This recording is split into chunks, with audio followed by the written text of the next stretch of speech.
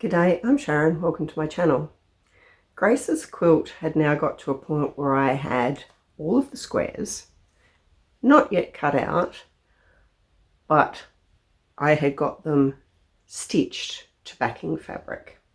Now, one of the problems at this stage is that that's a pretty big area that I've got stitched, and I didn't really have any choice with Grace's quilt but to do that. There was a time limit on how much I could do, how much she could pay, but a little bit of a point for you.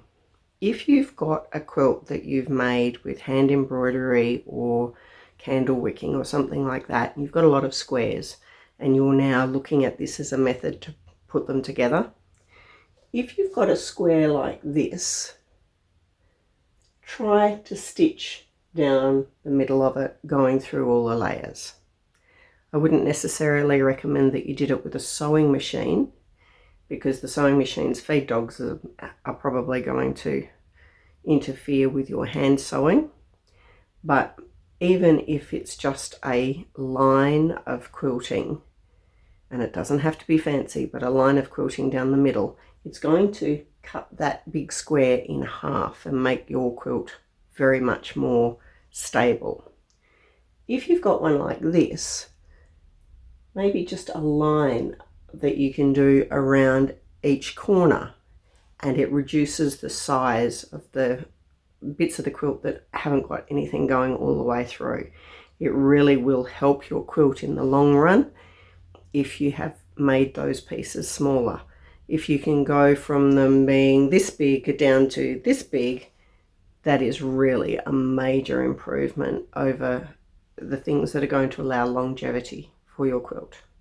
When I went to cut out the squares for Grace's quilt, this was something I was trying to avoid. In this particular case, the fabric I've got covering the joins is twice as wide as the fabric on the borders or the binding, and I actually wanted the binding fabric to be the same width as the fabric I had covering the joins, so that the edges didn't get this effect. So that was one of the things I needed to think about. And because Grace's quilt, each square was limited on how much fabric it had, I was limited on how much extra fabric I could put at the edge for either the binding to cut or the joins to be covered, or for the binding to cover.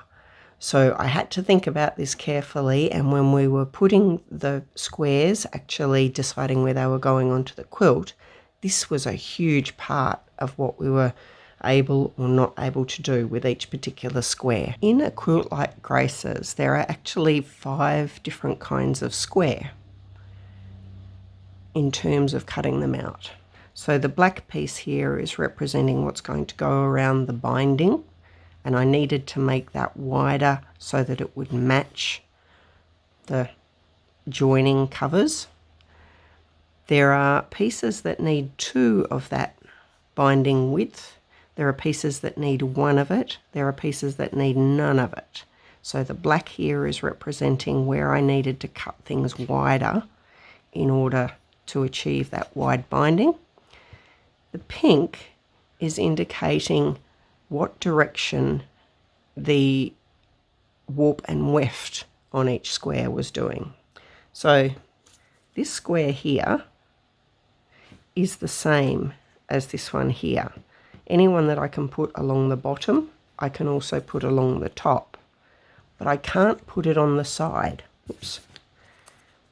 Because then it's got the warp and weft going in the wrong direction. On the other hand, these ones I can put anywhere down the left or right side, but I can't put them top or bottom because they will have the warp and weft going in the wrong direction. I can't put this one in a corner because it doesn't have a wide enough piece up here or down here or wherever else. This one here has got 2 wide bits, which is great for the binding, but I can't put it here because then that warp and weft is going in the wrong direction, but I can put it here. So there are those 2 that are the same, these two that are the same, any ones going up the side are the same, and any ones top and bottom are the same. What goes in the middle? Well, that's all the bits that have been cut off everywhere else, and I can put them anywhere. I just got to make sure that they've got the warp and weft in the right direction. On Grace's quilt, I ended up cutting these 1/4 of an inch bigger than these ones, and that meant that in total all the binding around the outside edge became 1/2 an inch, and these pieces in here were also 1/2 an inch. In practice, that meant that every border I cut wider, and if I couldn't, then it was cut narrower. But I tried to cut as many as I possibly could wider, and that gave Grace and I the most possible places that we could put any particular square. So when we put them together, they had all sorts of widths of either wide or narrow around them, and we were able to place them, and as long as they had the wide one where we needed a wide one, I could cut off the other bit later. When Grace and I were putting these together, after I had cut everything with as many pieces as I could with that bigger border, the first thing we worked out was the 4 corners. There were not very many squares we had available that had those wide pieces, so they were the first bits we put in. That one couldn't have gone there. It had to go up here or down here. Once I'd worked out those ones and those ones, we then worked on the outside borders. We filled in as much as we could with them, and eventually we worked out where all of the squares were going to go. Now, essentially, at that point, this just became a quilt as you go quilt, exactly the same as my others. But getting to that point, working out where all the squares were going to go, that was complicated. The additional thing we had to do was try to find balance. If you're putting lots and lots of squares together, and some of them are circular and some of them are more square, you do not want to put all of the circular ones in one part of the quilt. It will look unbalanced. You need to try and put them around the entire quilt. If there are some squares that don't have very much sewing on them, those ones need to be spread around. Trying to make sure you get a spread of different kinds of squares really takes some time. We had the 2 heart-shaped pieces that we had to work out where they were going, and it depended on which was warp and weft, whether they were on top here or had to be sideways here. We had pieces that were eventually, even though we could have put them in, we had too many pieces, so it was which ones we're going to leave out, which ones do we have to leave out because we can't fit them in anywhere.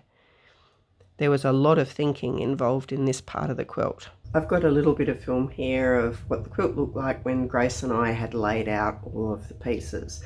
Unfortunately, it's vertical, but that's just what I've got available.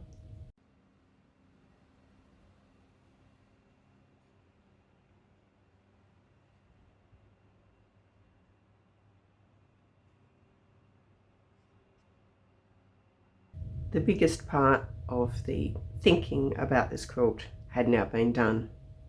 So from here on in, I'm just going to be putting it together. See you next time.